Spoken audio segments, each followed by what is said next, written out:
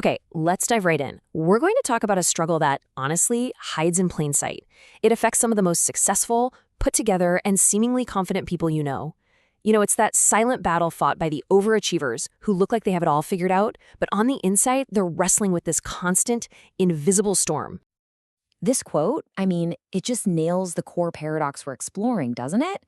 It's that feeling of putting on this mask of calm and capability for the rest of the world, while internally, you're just navigating this relentless current of worry and self-doubt.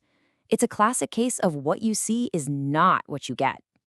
So, let me ask you, does any of this sound familiar? Are you the person who never ever misses a deadline, whose life looks pretty much perfect from the outside, but you're privately dealing with this persistent, nagging feeling of unease?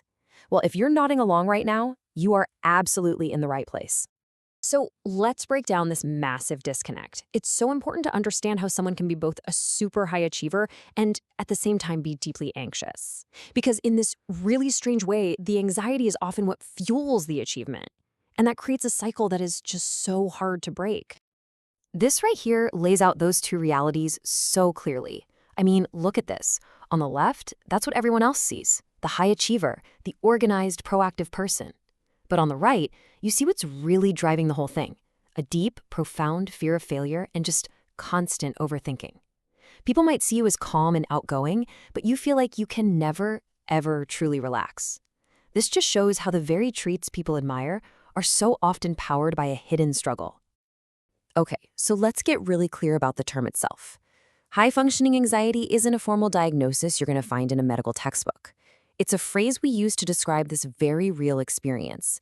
And the key part is that despite the internal anxiety, you keep on managing, you keep on meeting, and often exceeding your daily responsibilities. And that right there is exactly why it so often goes completely unnoticed. So let's go a little deeper. Let's look beneath that calm facade. What are the specific unseen symptoms of this internal battle? Because they often show up in ways that are so easy to just dismiss, right? You might just think you're a worrier or you have a type A personality.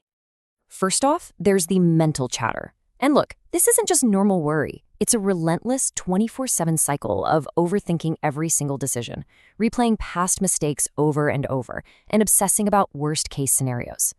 This perfectionism means you are your own harshest critic.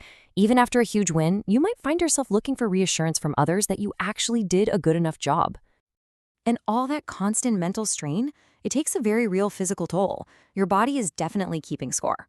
This can show up as persistent muscle tension, frequent headaches, or a sore jaw from clenching your teeth at night.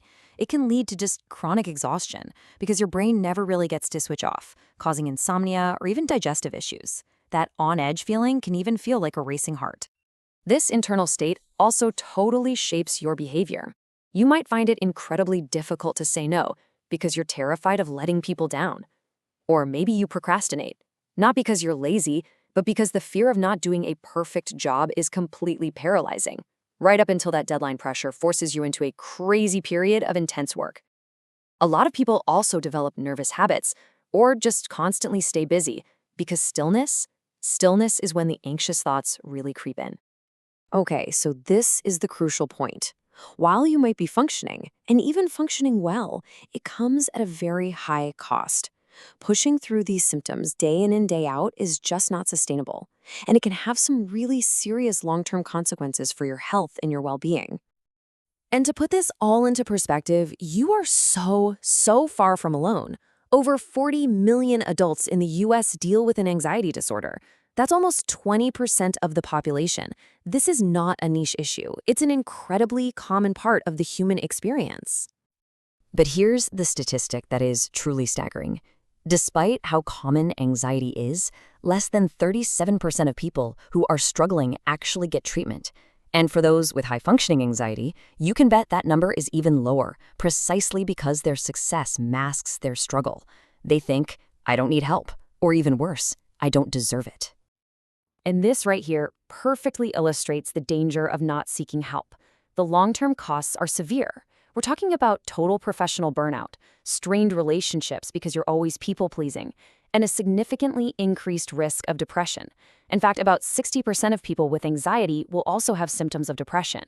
It's a path that can lead to a really serious decline in your overall quality of life. But, and this is a big but, there is good news. You do not have to live this way forever. There are concrete, effective strategies for managing these feelings and finding a much healthier balance. So let's open up the toolkit, shall we? Here are 6 really powerful tools. It starts with things like mindfulness and relaxation, which are designed to calm down that fight or flight response in your body. Next up, setting realistic boundaries. Learning to say no is an absolute superpower for protecting your energy. You can also learn to actively push back against those negative thoughts, often using techniques that help you spot and reframe your thinking.